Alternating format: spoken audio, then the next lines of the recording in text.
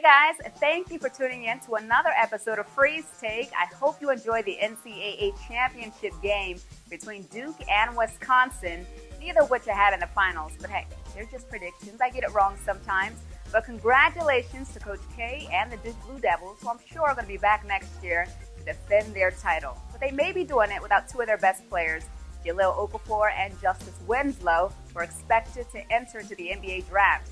But if Commissioner Adam Silver had it his way, they wouldn't be ready.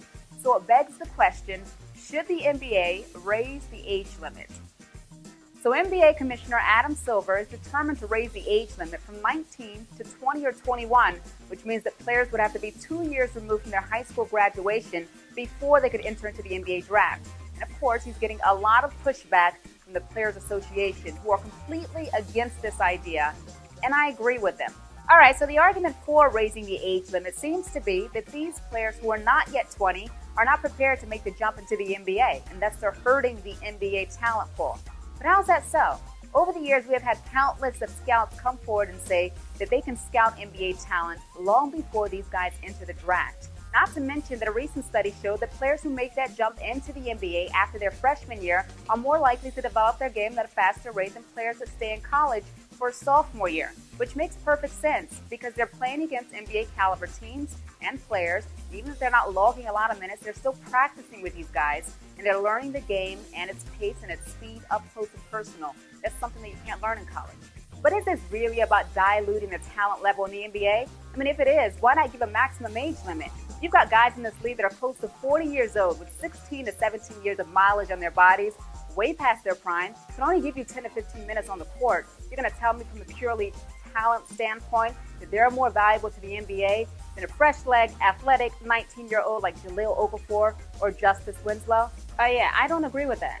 What it really comes down to is that NBA owners, who are, by the way, supporting Adam Silver in this push to raise the age limit, want some kind of assurance that the players that they draft and pay aren't going to turn into complete busts once they get into the NBA.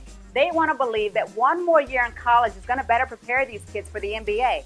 Well, guess what? Since the last time the NBA raised its age limit in 2006 to 19 years old, there has been no study or data to indicate that there are more or less busts. The fact of the matter is most of these kids, unless they're incredibly talented, are going to need a transition period to adjust to the NBA. And I think coaches and owners should be committed to developing these players early on.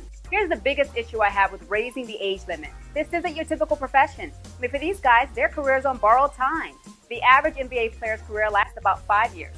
That means 5 years to make money, secure yourself, secure your family, because the reality is at any given moment, you could suffer a career-ending injury. And there's not enough incentive for them to stay in college because they're not getting compensated. So when that iron's hot, they're going to strike, which makes perfect sense because they'd rather play in the NBA and get paid to do what they love as opposed to play in college and do it for free. And I'm sure some people are thinking, no, these guys need to stay in college one more year to mature.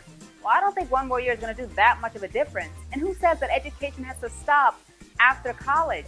The NBA can continue to build upon programs that they've already instituted, like the Rookie Transition Program, that helps these young kids make the transition into the NBA and adjust to the lifestyle off the court. That's what they really need. They need to be learning while they're in the NBA because college is not going to offer the same lifestyle off the court.